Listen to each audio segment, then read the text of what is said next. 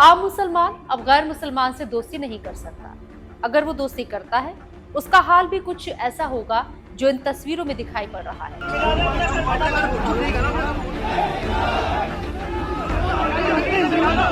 ये बात हम नहीं कह रहे, बल्कि उत्तर प्रदेश के मुजफ्फरनगर में हुआ यह हादसा खुद ब खुद बयां कर रहा है। उत्तर प्रदेश के मुजफ्फरनगर में सिविल लाइन थाना इलाके में मौजूद जिला परिषद मार्केट में एक नौजवान और औरत को भीड़ ने घेर लिया और शख्स की जमकर पिटाई की। शख्स को पिटता देख लड़की ने शरपसंदों से बचाने की बहुत कोशिश की, लेकिन वो नाकाम रही। इतना ही नहीं, शरपसंदों ने उस लड़की के साथ भी बदसलूकी की और जमकर मारपीट। इसी बीच किसी ने पुलिस को इत्तला कर दी और मौके वारदात पर पुलिस पहुंच गई। शरपसंदों के चंगुल से दोनों को छुड़ाया गया और थाने ले जाया गया।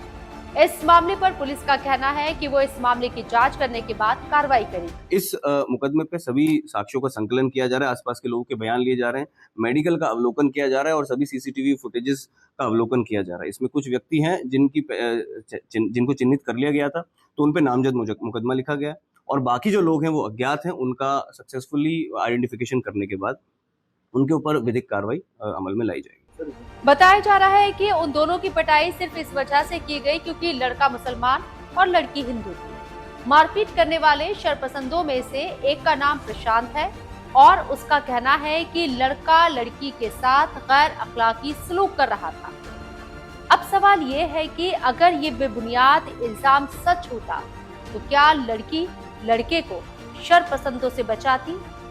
वायरल वीडियो में आप साफ तौर पर देख सकते हैं कि लड़की लड़के को बचाने के लिए जी जान से कोशिश कर रही है।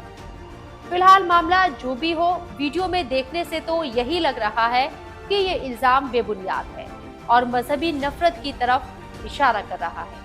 आपको बता दें कि लड़के का नाम अफजल बताया जा रहा है। उसे और लड़की को सिर्फ इस वजह से पीटा गया क्योंकि दोनों अलग मजहब से ताल्लुक रखते थे। शरपसंदों का इल्जाम था कि लड़का लड़की को परेशान कर रहा था। इस पर सवाल ये है कि अगर आपने लड़की को बचाने के लिए लड़के की पिटाई की तो फिर लड़की की पिटाई क्यों की? उसके साथ इतना बुरा सलूक क्यों किया? फिलहाल इस मामले पर पुलिस क्या कार्रवाई करती है, इस पर हमारी निगाहें टिकी हुई है।